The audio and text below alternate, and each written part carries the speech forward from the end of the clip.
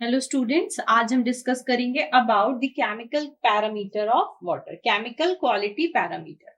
In the earlier video हमने समझा कि फिजिकल क्वालिटी पैरामीटर क्या होता है। तो बेसिकली हम पढ़ रहे हैं analysis of water. Analysis of water में सबसे पहले हमने देखा कि फिजिकल क्वालिटी पैरामीटर्स क्या होते हैं। अब हम स्टडी कर रहे हैं about the chemical quality parameters.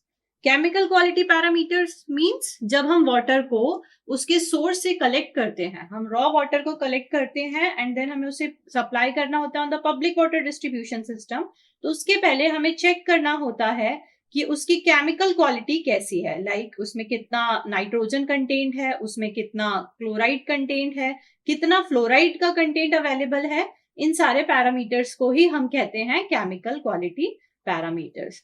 सो आपने सुना होगा कि अलग अलग सोर्सेस से जो वाटर मिलता है उसके पैरामीटर्स, केमिकल क्वालिटी पैरामीटर्स अलग अलग होते हैं। जैसे फॉर एग्जांपल अगर हम एक लेक का वाटर कलेक्ट करते हैं और हम उसकी केमिकल पैरामीटर एनालिसिस करें तो हमें उसमें कुछ different amount of nitrogen, chlorine, fluorides, chlorides, इनका अमाउंट कुछ डिफरेंट मिलेगा। वेयर एज अगर हम ग्राउंड वाटर को कलेक्ट करते हैं, लाइक बोरहोल्स है, हमने बोरिंग से कुछ पानी निकाला है रॉ वाटर, तो उसमें हमें फ्लोराइड का कंटेंट में भी कुछ अदर मिले, हमें उसमें डिजॉल्व सॉलिड का परसेंटेज कुछ अलग मिलता है।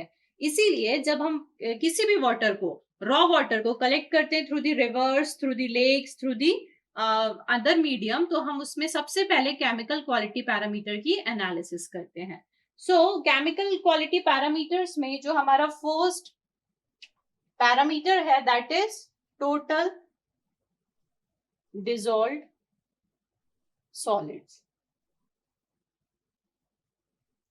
Total dissolve solids that means कि किसी वाटर में कितना amount of dissolve solid available है उसे हम बोलेंगे कि टोटल डिजॉल्व सॉलिड। इसके पहले हमने फिजिकल क्वालिटी पैरामीटर में स्टडी की थी कि TS that means total solids, किसी भी रॉ वाटर में कितना टोटल सॉलिड्स हो सकता है।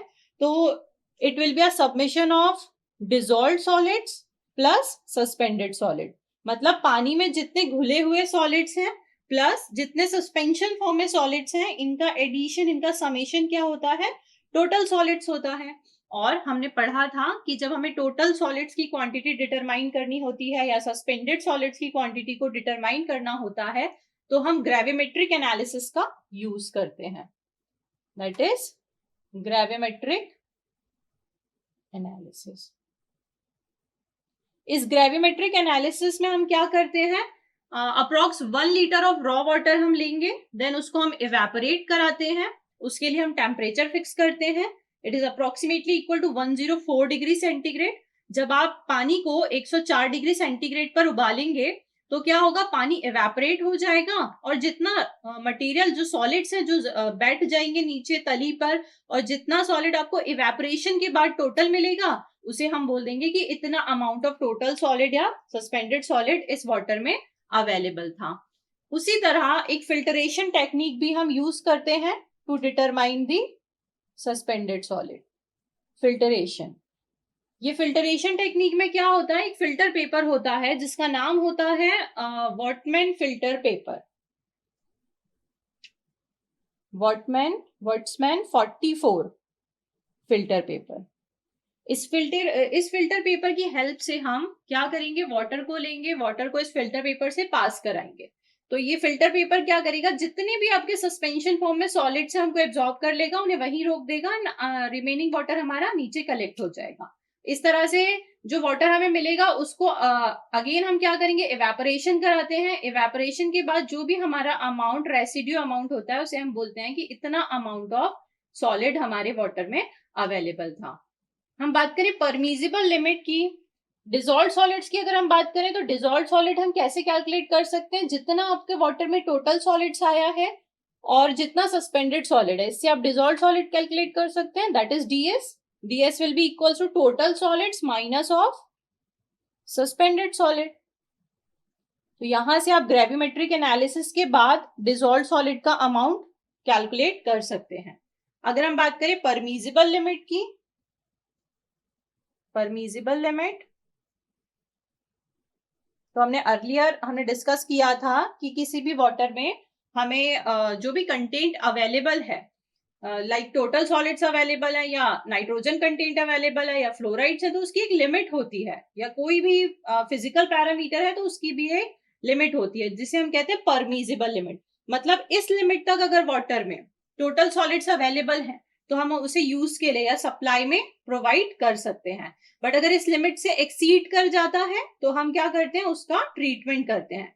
ट्रीटमेंट के बाद हम उस वाटर को यूज करते हैं। और एक होती है हमारी कॉज ऑफ रिजेक्शन की लिमिट। मतलब अगर कॉज ऑफ रिजेक्शन तक वो सब्सटेंस वाटर में अवेलेबल है तो फिर हम उस वाटर को ट्रीट भी नहीं करेंगे और हम उसे रिजेक्ट कर देंगे कि ये पब्लिक वाटर सप्लाई के लिए सेफ नहीं है। तो परमिजिबल लिमिट की अगर हम बात करें तो टोटल डिजॉल्व सॉलिड्स की परमिजिबल लिमिट जो होती है that will be between 500 to 1000 ppm। In the earlier videos हमने डिस्कस किया है कि हम जो भी कैलकुलेशन है हमारी पीपीएम में कैलकुलेट करते हैं, और पीपीएम क्या होता है, 1 मिलीग्राम पर लीटर, पार्ट्स पर मिलियन, और ये इक्वल होता है 1 ppm is equals to 1 milligram per litre के। मतलब 1 लीटर पानी में कितने मिलीग्राम डिसॉल्व सॉलिड्स अवेलेबल हैं वो हमें पीपीएम बताता है। या फिर हम जो भी पैरामीटर की स्टडी कर रहे हैं तो पीपीएम मतलब 1 लीटर वाटर में कितना मिलीग्राम सब्सटेंस अवेलेबल है उसे हम बोलेंगे इतना पीपीएल हमारा पानी में डिसॉल्व सॉलिड या वो सब्सटेंस अवेलेबल है। हम बात करें एक्सेप्टेबल लिमिट की तो 500 ppm हमारी एक्सेप्टेबल लिमिट होती है टोटल डिसॉल्व सॉलिड की। और अगर हम बात करें कॉज ऑफ रिजेक्शन की, कॉज ऑफ रिजेक्शन, तो कॉज ऑफ रिजेक्शन की हमारी लिमिट होती है 2000 ppm for dissolve solid. That means अगर आपके पास जो रॉ वाटर है जो कि आपने किसी रिवर से कलेक्ट किया है या फिर किसी डैम से कलेक्ट किया है या किसी अदर यूनिट से कलेक्ट किया है, लेक से लिया है, रॉ वाटर डैम से नहीं होगा, आपका रिवर लेक सब इनसे जो पानी आप कलेक्ट कर रहे हैं उसमें जब आप चेक करेंगे तो आपकी परमिजिबल लिमिट डिसॉल्व सॉलिड कितने होने चाहिए, 500 से 1000 ppm के बीच में होना चाहिए। It can be 600 ppm 700, but वो आपके 1000 ppm से एक्सीड नहीं करना चाहिए। और अगर 2000 ppm से ज्यादा आपके डिसॉल्व सॉलिड अवेलेबल है तो आप उस वाटर को फिर यूज नहीं करेंगे। इसके अलावा हम बात करें कि हम कैसे टोटल डिसॉल्व सॉलिड को कैलकुलेट करते हैं, तो एक हमारी होती है कंडक्टिविटी मेथड। कंडक्टिविटी मेथड जैसे कि नाम से आपको समझ में आ रहा है, इसमें हम क्या करते हैं, पानी में कंडक्ट करवाते हैं। क्या कंडक्ट करते हैं, इलेक्ट्रिक करंट को पास कराते हैं और उसके थ्रू हम डिटरमाइन करते हैं कि कितने टोटल डिसॉल्व्ड आयनाइज्ड सॉलिड हमारे पास अवेलेबल है। फॉर एग्जांपल कि पानी में जितना कंसंट्रेशन आपके डिसॉल्व्ड सॉलिड्स का है उनको हम क्या बोलेंगे, डिसॉल्व्ड मतलब घुले हुए, आयनाइज्ड मतलब ये क्या है, आयनाइज्ड फॉर्म में है, आयंस के फॉर्म में है, सॉलिड्स। तो जितना amount of dissolved ionised solid आपका अवेलेबल है वो अलाउ करेगा वाटर को to conduct the electric current. इस पानी में हम क्या प्रोवाइड करेंगे, इलेक्ट्रिक करंट। और ये इलेक्ट्रिक करंट इन सॉलिड पार्टिकल्स के थ्रू क्या करेगा, फ्लो करेगा।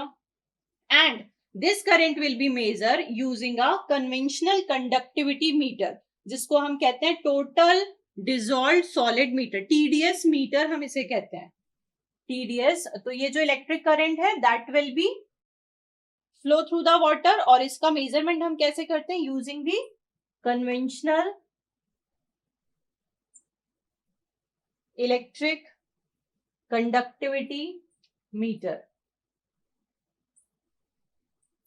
Conductivity meter. और इसको ही हम क्या कहते हैं, टीडीएस, टीडीएस मीटर। इसके थ्रू हम चेक करेंगे कि कितना हमारा वहां पे इलेक्ट्रिक करंट जो है वो कंडक्ट हुआ है। ये क्या है, हम लेबोरेटरी में भी इसको टेस्ट कर सकते हैं, और जो हमारा मेजरमेंट होता है या अप्रोक्सीमेट हमारा जो टीडीएस का कंसेंट्रेशन है वो 10% एक्यूरेसी के साथ हमें मिलता है। हम बात करें कि इसमें हमें कैसे रिजल्ट्स मिलते हैं, so the TDS will be the relationship of the TDS and specific conductance. हम यहां देखते हैं कि जो हमारा रिलेशन है बिटवीन टीडीएस मतलब टोटल डिसॉल्व्ड सॉलिड हमारे कितने हैं पानी में, और जब हमने पानी में, उसी पानी में जिसमें टोटल डिजॉल्व सॉलिड है, हमने क्या किया, इलेक्ट्रिसिटी को कंडक्ट कराया। तो जितना इलेक्ट्रिक स्पेसिफिक हमारा कंडक्टेंस है, जब आपने पानी में इलेक्ट्रिसिटी को फ्लो कराया, जिस पानी में आपका टीडीएस अवेलेबल है, तो जितना स्पेसिफिक कंडक्टेंस आपका प्रोड्यूस हो रहा है, इसको हम रिप्रेजेंट करेंगे by the equation TDS is equals to KE into EC. ये into है, तो this will be our equation of conductivity where TDS क्या है आपका, मिलीग्राम पर लीटर में, इसको हम एक्सप्रेस करेंगे total dissolve solid. What is TDS, हम यहां लिख लेते हैं इक्वेशन को again, TDS will be equals to KE into EC। अब आपको याद क्या रखना है, TDS आपका क्या है, that is total dissolved solids. अब डिजॉल्व्ड सॉलिड है तो किस में होंगे स्टूडेंट्स, इन मिलीग्राम पर लीटर। साथ में EC, E and C, what it represents, electric conductivity, or we can say the electrical conductivity। तो हम यहां लिख लें EC is electrical conductivity।